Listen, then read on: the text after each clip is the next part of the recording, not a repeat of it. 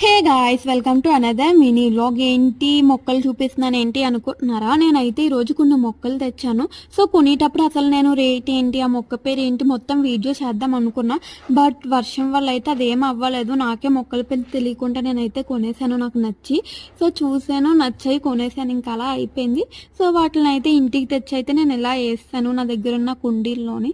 ఈ వీడియో చూస్తుంటే నాకే అనిపిస్తుంది నేను మొక్క వేస్తున్నానా, ఎవరినన్నా మర్డర్ చేస్తున్నానా అలాగని చెప్పి అలా అనిపించింది నాకైతే. నేను దాంతో అలా తవ్వుతుంటే నాకు ఆ టైంలో బొరుగు అయితే కనిపించలేదు.